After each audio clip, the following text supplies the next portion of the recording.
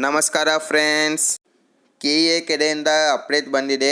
Friends ನೋಡ್ಬೋದು ನೀವು screen ಮೇಲೆ ವೃತ್ತಿಪರ ಕೋರ್ಸ್ಗಳನ್ನು ಪ್ರವೇಶಕ್ಕೆ ಇಚ್ಛೆ ಆಯ್ಕೆಗಳನ್ನು ದಾಖಲೆ ದಿನಾಂಕ ಮುಗಿದಿದ್ದು, ಇದುವರೆಗೂ ಯಾರೆಲ್ಲ ಆಪ್ಷನ್ ದಾಖಲಿಸಿಲ್ಲವೋ ಅಂಥವರು ಅನ್ನಕ್ಕೂ ಸೀಟು ಹಂಚಿಕೆ ಫಲಿತಾಂಶದ ನಂತರ ದಾಖಲಿಸಲು ಮತ್ತೊಮ್ಮೆ ಅವಕಾಶ ನೀಡಲಾಗುತ್ತದೆ.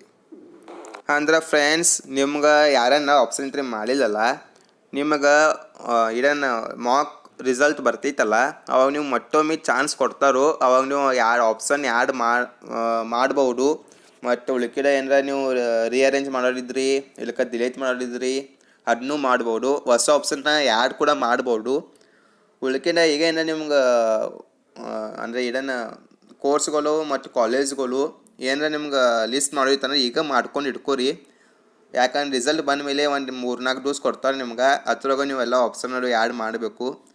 ಉಳಿಕೆದ D-Pharma B-Pharma ಅದು ಕೂಡ ಅಪ್ಡೇಟ್ ಮುಂದಿನ ವೀಡಿಯೋದಾಗ ಬರ್ತೈತಿ. ಮುಂದಿನ ವೀಡಿಯೋ 10 ಮೇಲೆ ಇರ್ತೈತಿ. ಮತ್ತು ನಿಮ್ಗೆ 2 ಲಕ್ಷಕ್ಕಿಂತ ಮ್ಯಾಲೆ ನಿಮ್ಮ ರ್ಯಾಂಕ್ ಇತ್ತಂದ್ರೆ 10 ಮೇಲೆ ಭೀ ಒಂದು ವೀಡಿಯೋ ಮಾಡಿದನು ಪೆಲಾನ. ನಾನು ಭಾಳ ಕಾಲೇಜ್ದವನು ಅದ್ರ ಪಾರ್ತು ಬೇಕಂದ್ರೆ ಭೀ ನೀವು ಮತ್ತೊಮ್ಮೆ ನಂಗೆ ಮಾಡ್ತಾನು. ಸೊ ಫ್ರೆಂಡ್ಸ್, ಅಂಜಾಕೆ ಹೋಗ್ಬೇಡ್ರಿ, ಯಾಕಂದ್ರೆ ಮತ್ತೊಮ್ಮೆ ಚಾನ್ಸ್ ಕೊಡ್ತಾರು. ಕರೆನ ಮುಂದಿನ ಸಲ ಫುಲ್ ಕೇರ್ಫುಲ್ಲಾಗಿ ಮಾಡಿದ್ರಲ್ಲ. So friends, bye. And friends, subscribe ಮಾಡಿ.